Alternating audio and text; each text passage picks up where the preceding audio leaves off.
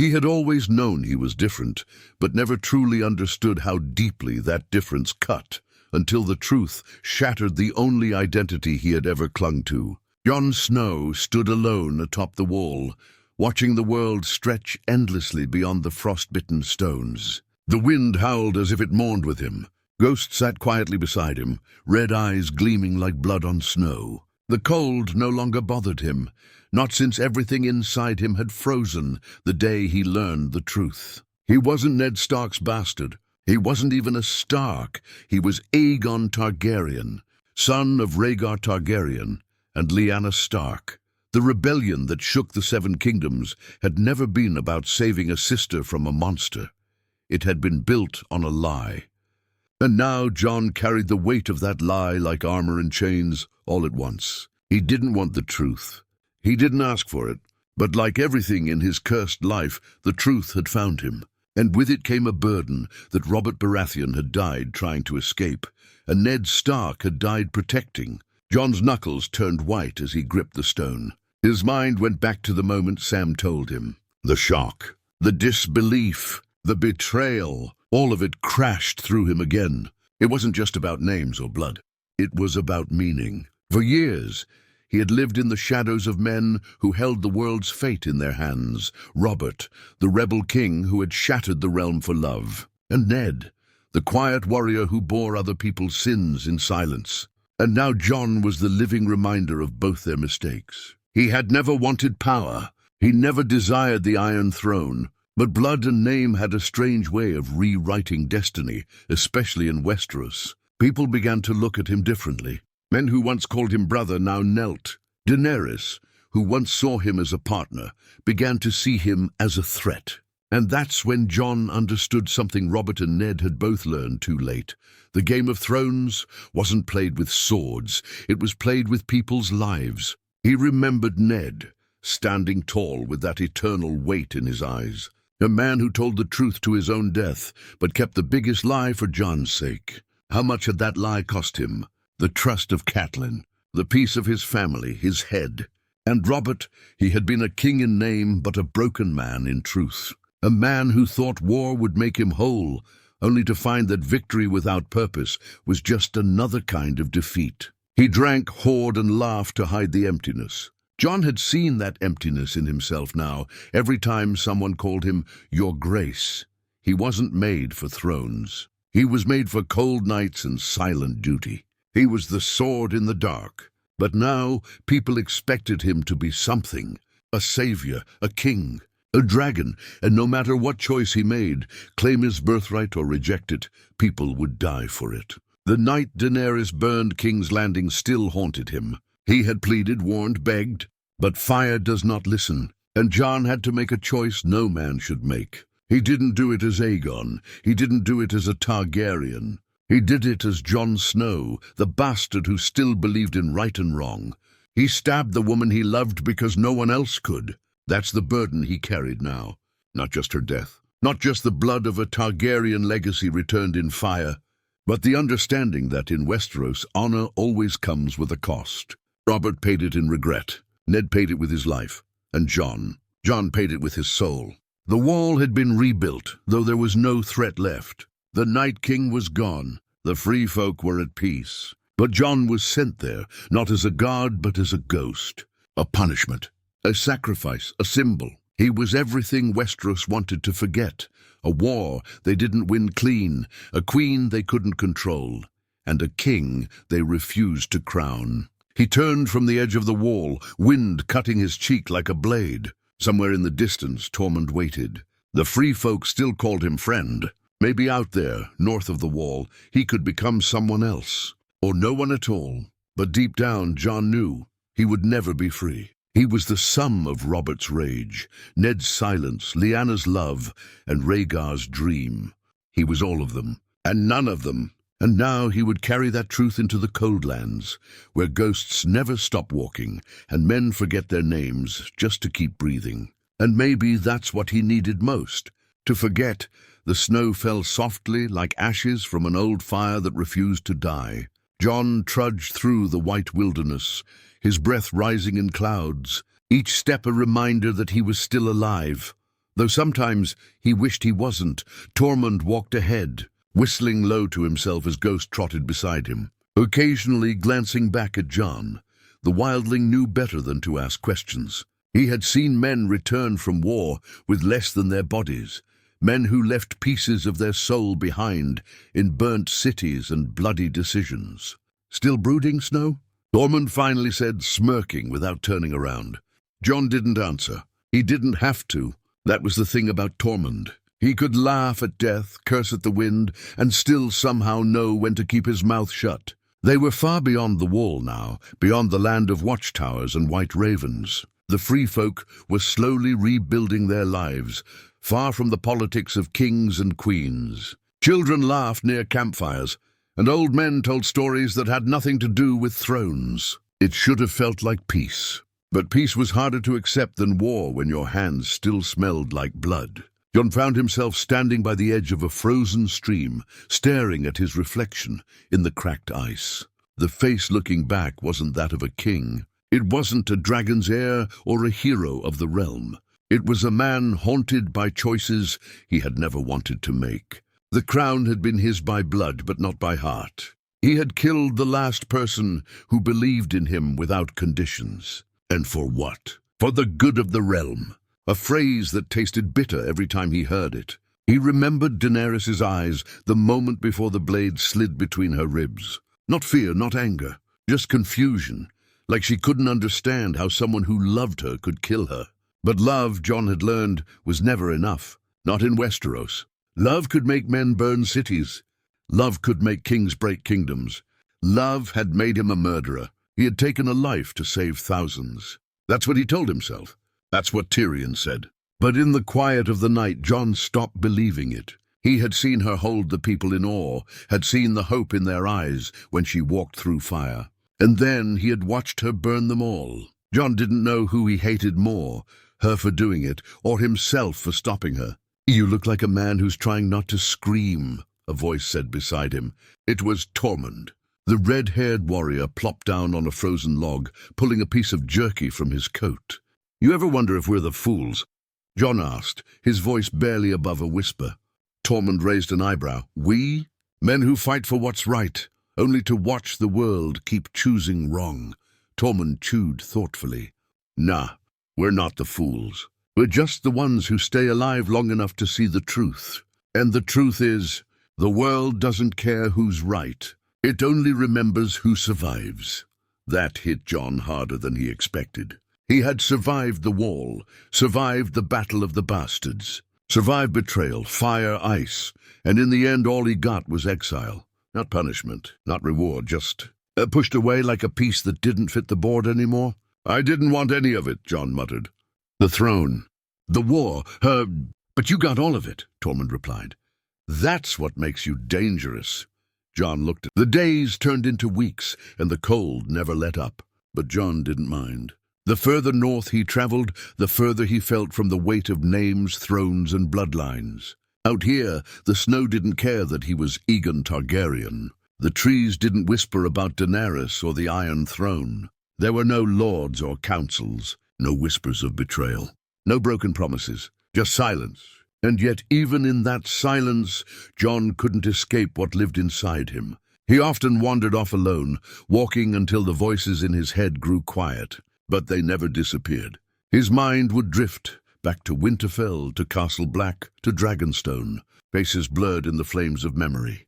Daenerys' face haunted him most. Her smile, the way her voice rose when she spoke of breaking chains, the fierce hope in her eyes when she looked at him. And then, the moment that would never leave him, the weight of her body in his arms, as life slipped from her, blood soaking his hands. He never told anyone how tightly she held him in that final moment. Not out of love, out of shock, out of betrayal. Her last breath had trembled against his cheek like a secret dying in the wind. No matter how far he traveled, that moment followed him. One evening, Jon stood on a ridge, staring at the aurora that painted the sky in ghostly green and purple streaks. Ghost stood nearby, ears perked, always watchful. Tormund had taken some of the free folk to scout a new hunting ground, leaving Jon alone with a few families who trusted him. An old woman approached slowly, wrapped in layers of fur and leather. Her face was lined like cracked stone, and her eyes held the wisdom of 1,000 winters. "You don't belong to the snow?" she said simply. Jon turned, startled. "I've lived most of my life in it. But it doesn't live in you," she said. "You carry fire, pain, fire that doesn't burn warm." He didn't know how to respond. She was right. He didn't feel part of this land, not truly. He was just hiding in it. "You walk like a man waiting to be punished," she added. Jon looked away. "Maybe I am." The woman came closer, her voice gentler. "You punished yourself the day you lived, and she died." That was enough. Jon's eyes narrowed. "You know who I am?" She nodded slowly. "We hear things even here. Stories ride the wind faster than ravens. The queen with dragons, the man with her heart, the blade that ended it all." He lowered his gaze, ashamed. "Then you know I'm not a hero," she smiled faintly. "Heroes die. The rest just try to live with the stories they leave behind." Her words clung to him like the frost. He didn't sleep that night. The next morning, they came across a frozen deer, half buried in snow, its body twisted from the cold. Ghost sniffed it, then walked past. Jon stared at the carcass for a long time, wondering if that's what he was now, something that used to run, used to live, now left frozen by choices he couldn't undo. Later, while sitting by the fire, one of the free folk children asked him a question that hit harder than any sword. "Why are you always sad?" Jon blinked, surprised. The child's eyes were wide, curious, with no malice, just raw honesty. "I'm not sad," Jon lied. The boy frowned. "But you don't smile. And you don't sing. And you talk to ghosts more than people." Jon looked at the boy, and for a brief moment he saw himself in those young eyes. A boy at Winterfell, alone in the shadows, while Robb, Sansa, Arya, and the others sat by the fire. He had been surrounded by people, yet felt more alone than anyone. "I just have things I think about," he finally said. The boy nodded like he understood. "My dad said sometimes people carry heavy things in their hearts, like rocks. But if they never drop them, they drown." Jon didn't answer. What could he say? That he had a mountain on his back? That the weight of a queen's death, a stolen crown, and a lifetime of being unloved had crushed whatever dreams he once had? He couldn't even cry anymore. The tears had frozen inside long ago. That night, he walked beyond the camp, up to a cliff that overlooked the vast northern waste. The wind howled like wolves, and the stars glittered above. Ghost followed, sitting silently at his side. Jon looked out, speaking softly. "I didn't want to kill her." Ghost didn't move. "I loved her. And I killed her, because I thought it was the right thing." The wind answered with silence. Jon clenched his jaw. "Then why does it feel like I damned myself forever?" No answer. Just snow falling quietly on a broken man with fire in his blood and ice in his soul. The following days felt heavier, though the skies were clearer. The snow had slowed, but Jon's heart hadn't. It stayed buried beneath layers of regret, the kind that didn't melt in the sun. Every breath he took felt like it cost something, a debt to a past he never asked for. The free folk were building again. Small wooden huts lined the edge of the forest, smoke curling from their chimneys. Laughter returned to the village, and children ran between the tents with no knowledge of the wars that shaped the man watching them. They saw Jon as just another man with a sword and a wolf. They didn't see a Targaryen. They didn't see a king, and that's why he stayed. But even here, far from thrones and betrayals, he couldn't outrun who he was. One evening, as dusk turned the sky to bruised purple, Tormund returned from a long hunt. His beard was frosted, and he carried a thick elk over his shoulder like it weighed nothing. "You missed all the fun," he said, as he dropped the elk to the ground. Jon raised an eyebrow. "Fun? A bear charged us." Wogger tripped over his own feet. "Thought he was done for," Tormund laughed, shaking snow from his hair. Jon smirked faintly. It was the first time in days. Tormund eyed him. "You know, Snow, you can't stay like this forever." "Like what?" "Like a ghost who forgot he's still breathing." Jon sighed and turned away. "You wouldn't understand." "Oh, I understand plenty. I've seen men broken before. But you're not broken. You're stuck." Jon narrowed his eyes. "What's that supposed to mean?" Tormund crouched, poking the fire with a stick. "You keep walking like you're waiting for someone to forgive you.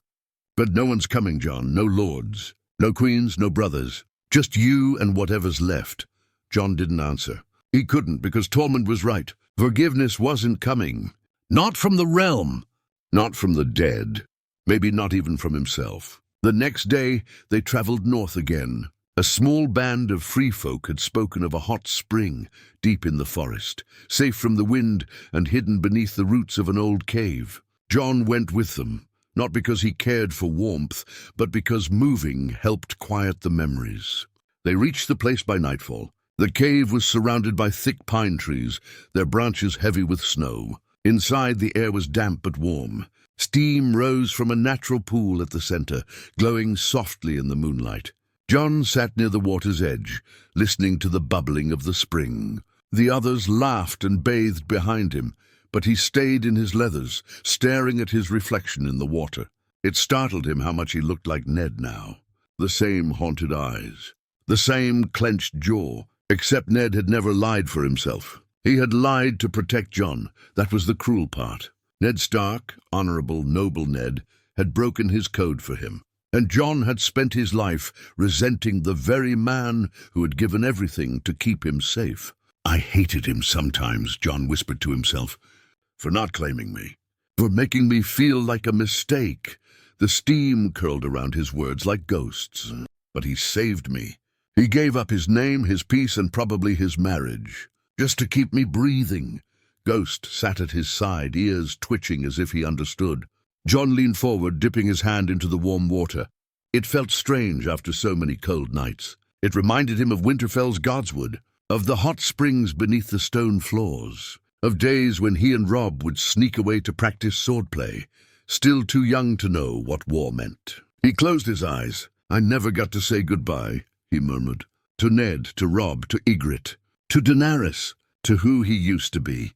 The water rippled, and for a moment he imagined their faces in the reflection. All the people he'd lost, all the people who had shaped him. Each of them had died with a piece of him. And now he was just the hollow that remained. Later, as they camped near the spring air carried a faint warmth now. The long northern winter was loosening its grip, though snow still blanketed the land. Trees had begun to whisper again, their branches rustling with the promise of change. But Jon Snow felt none of it. He sat alone on a fallen log, near the edge of the forest, sharpening Longclaw with slow, methodical strokes. The sound of metal against stone was steady, almost calming, something familiar in a world that felt like it had moved on without him. Ghost lay nearby watching, always watching. Around them, the free folk were settling deeper into their new home. Huts were sturdier, food more plentiful. Children ran freely. Women sang by the fires, and laughter returned like an old friend. But Jon didn't laugh. He hadn't in weeks. He kept himself useful, hunting, chopping wood, teaching swordplay, anything to keep from thinking. But even in silence, the past had claws. It gripped him in his sleep, dragging him back into dreams that burned. He saw her again, Daenerys standing before the Iron Throne, her silver hair glowing in the ash and ruin. Her eyes had held fire, not just the dragon's kind, but the kind that comes from belief. Belief that she was right, that destiny had chosen her, that love could not stand in the way of justice. And he was the one who ended it. He woke up most nights, drenched in sweat, her voice echoing in his head. "We break the wheel together." But he had broken her instead. That morning, Tormund approached him with a message. "There's a rider," he said. "Came from Castle Black. Says they want to speak with you." Jon frowned. "Who? Didn't say." "Wears black. Carries a raven." Jon stood slowly, confused and cautious. He hadn't expected news, not after all this time. He had been left here to be forgotten, buried in snow and silence. Why now? They met the rider near the tree line. He was a young man, no older than Jon had been when he first joined the watch. His cloak was torn and his face red from windburn. He bowed low. "Lord Snow," Jon winced. "Just Jon," the rider nodded. "Apologies.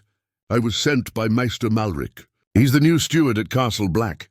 Jon's brow furrowed. "I don't know him. He knows of you." "All of the watch still does." Jon said nothing. The night's watch had changed, though the vows had stayed the same. There were barely 100 men left, holding on to a duty the realm no longer needed. "We received word from the south," the rider continued. "The Queen Sansa Stark is preparing to send envoys beyond the wall. She wishes to open trade, and she asked about you." Jon's breath caught. Sansa. He hadn't heard her name since the day they parted in King's Landing. She had looked at him like he was a stranger, like she didn't know what to say or how to say it. Maybe because she had survived the game and he had only escaped it. She asked, "What?" Jon asked quietly, "If you were alive, if you were." "Well," Jon looked away. His throat tightened. He wanted to say he was fine, that he'd found peace. But that would have been a lie, and he had told enough of those in his life. The rider pulled a letter from his cloak. "She asked me to give you this." Jon took the parchment slowly. The seal had the Stark sigil, direwolf in black wax. He stared at it for a long time before opening it. Her handwriting was neat, cold, careful. "Jon, I don't know if you'll ever read this. I don't even know if it will reach you. But I had to write. I had to say that I hope you found something out there. Peace, maybe, or at least quiet. The world you left behind, it remembers you. Not always kindly, but it remembers. I won't ask you to come back. You've given enough. I only wanted you to know. You were never alone." "Sansa!" Jon folded the letter, tucking it into his coat without a word. The rider waited, unsure. "Tell her thank you," Jon said, his voice low. That night Jon sat by the fire for a long time, the letter heavy in his pocket. He thought of Winterfell, of the Godswood, of Sansa brushing snow from her shoulders and calling herself the Queen in the North. She had survived it all. She had endured. And still, she reached for him. Maybe the world hadn't forgotten him after all. Maybe someone still remembered the man he used to be, before thrones, before dragons, before death. Maybe he wasn't a ghost yet. The wind was quieter now. Spring had begun to claim the land, shy and slow, but determined. Patches of green pushed up through the melting snow, and rivers long frozen started to murmur again. The land was changing. Jon could feel it in the air, in the ground beneath his boots. But inside him nothing had thawed. He sat beneath a pine tree overlooking the forest. Ghost at his feet, the letter from Sansa resting in his hands like it was something holy. He'd read it a dozen times by now, each word more painful than the last. Not because it hurt, but because it reminded him of something he'd buried deep. Connection, family, a place, Winterfell. He hadn't let himself miss it. Not really. Missing it would have meant admitting he still wanted something from the world. That some small part of him still hoped. But now he wasn't so sure. The letter hadn't brought peace, but it had cracked something in him. A small wound, freshly bleeding. "She said I'm not alone," Jon whispered to Ghost, "but I've never felt more alone in my life." Ghost lifted his head and whined softly, pressing against Jon's leg. Jon gave a faint smile. "Except you." Later, he returned to the village, where a group of free folk were arguing over the best way to hunt a migrating herd of elk. Jon stepped in quietly, offering a simple strategy. His voice was calm, certain. "Lead from the north, cut off the escape path, drive them to the river." They listened. They always listened. To them, Jon wasn't the broken prince. He was a leader, a warrior, the man who bled with them beyond the wall, who stood against the dead. Out here in the wilderness, that still meant something. But leadership was just another chain. Tormund found him sharpening his blade again that night, same as always. "You gonna keep doing that until there's no sword left?" the red-haired giant asked. Jon didn't look up. "It keeps my hands busy. And your heart locked up?" Jon finally glanced at him. "What do you want me to do, Tormund? Go south, pretend like I belong there. Sit on some council, drink wine, smile at lords who think I'm a threat?" "I didn't say go south," Tormund replied. "I said live." Jon looked away. "I'm living," Tormund scoffed. "No, you're existing. Like a man counting down the days to die." Jon tensed. The truth stung more when it came from someone who cared. "You ever think maybe this is what I deserve?" he said finally. "After what I did," Tormund stared at him for a long time. "You think killing her was the worst thing you ever did?" John flinched. Tormund continued, softer now. The worst thing would be letting that moment define you forever. John stood abruptly, anger flashing in his eyes. You didn't see her face. You didn't see what I saw. No, Tormund said, rising too. But I saw you afterward, and I've been seeing you every day since. You think this is what you would have wanted? You rotting in snow, punishing yourself till your bones freeze over. John opened his mouth, but the words didn't come. Tormund stepped closer. She's gone, John. The fire's out. You're still here. Act like it. That night, John didn't sleep. He walked through the woods, down to the frozen riverbank, where the stars shimmered above like old memories. He knelt beside the water and pulled Sansa's letter from his coat again, reading it under the moonlight. You were never alone. He held onto those words for a long time. Then he stood up and walked to the edge of the river, where a broken tree branch hung half submerged in the ice. He pulled it free and began clearing the area. By morning, he'd carved a small wooden post, stuck it in the ground, and tied a strip of cloth around it, a marker. Not for Daenerys, not for Ned, not for anyone else. For himself, a quiet place to return to. A reminder that even ghosts need a place to rest. When the free folk found him the next day, John was different. Not smiling, not healed, but present. He helped build new shelters. He joined the hunting party. He taught the children how to track in the woods. And when he laughed just once, it was small and cracked, but it was real. The past still lived inside him.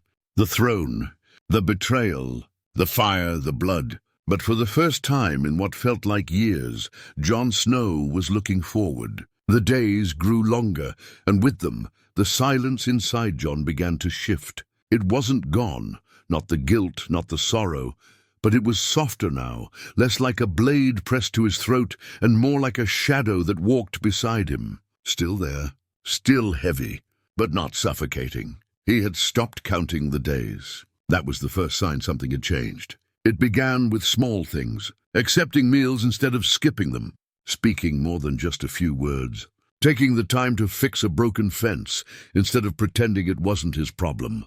Jon had always been a man of action, but for the first time since the war ended, his actions came from something other than duty or pain. He was choosing to help, choosing to stay. One morning he found a girl crying behind one of the huts. She couldn't have been more than 9. Her brother had gone missing during the night, likely chasing after a wild goat, foolish and curious like boys that age tend to be. The others searched the area nearby, but Jon knew the land better than most by now. He found the boy by a cliff edge, scared, stuck between a tangle of branches. Jon climbed down without hesitation, pulled him free, and carried him back through the snow. The mother wept when she saw her son. She clutched Jon's arm, murmuring thanks in her rough northern accent. You didn't have to do that, she said through tears. Jon looked at the boy. I did. That night he sat by the fire, the village gathered close.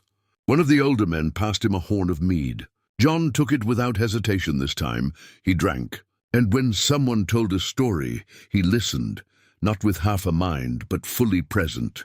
Tormund watched it all with a knowing smirk. Told you the world wasn't done with you yet. Jon glanced at him. I'm not part of that world anymore. No, Tormund said. You're building a new one. The words struck something in Jon, a quiet realization. Maybe he was. This wasn't the life he had imagined. Not when he was a boy dreaming of glory, or a commander preparing for war, or a broken man holding the woman he loved as she died in his arms. But it was a life, one not written by kings or queens or dragons. And maybe that was enough. One evening, as he and Ghost walked the edge of the woods, Jon spotted something strange, carvings in a tree, not symbols of the old gods, but fresh, deliberate markings. He studied them carefully, a circle, a line through it, and a set of tallies beneath. Someone had been marking time. A memory stirred. Something old, something from Castle Black. The wildlings had used similar marks when scouting. It wasn't a threat, just a sign, a message. Someone had passed through these woods recently. He bent down, brushed snow from the base of the tree, and found a broken arrow shaft half buried beneath it. Not free-folk craftsmanship. Southern make, standard black fletching.